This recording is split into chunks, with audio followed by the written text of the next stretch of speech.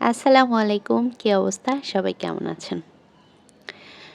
এটা ছিল কক মুরগি ভুনা, আলু দিয়ে একদম মাখা, মাখা করেছিলাম ভুনাটা।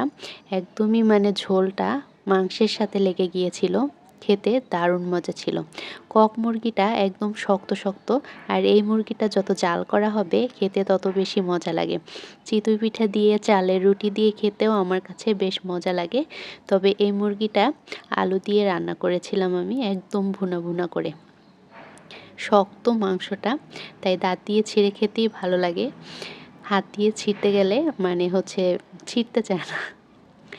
ঝোলটা দিয়ে ভাত মাখিয়ে খাচ্ছিলাম, খুবই মজা লাগছিল খেতে। আর আলু দেওয়াতে আলুটা একদম নরম হয়ে গিয়েছিল। আর ভাত মাখানোর পরে কি যে মজা লাগছিল। কক মুরগিটার ভেতরে যে ডিম কলিজা থাকে সেইগুলো আমার যে কি পছন্দ।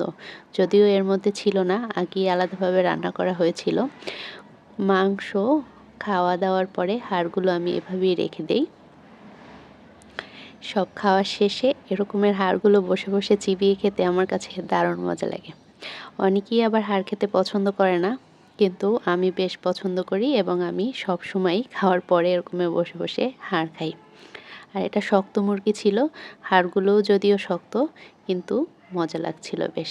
তো চলুন মুরগিটা কিভাবে ভুনা করলাম সেই রেসিপিটাই আপনাদের সাথে শেয়ার করি।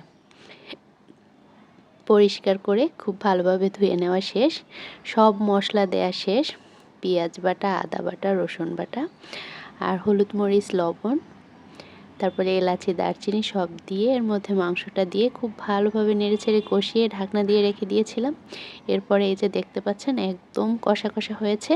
তারপরে আলু দিয়ে একটু সামান্য ঝোল দিয়ে রান্না কমপ্লিট।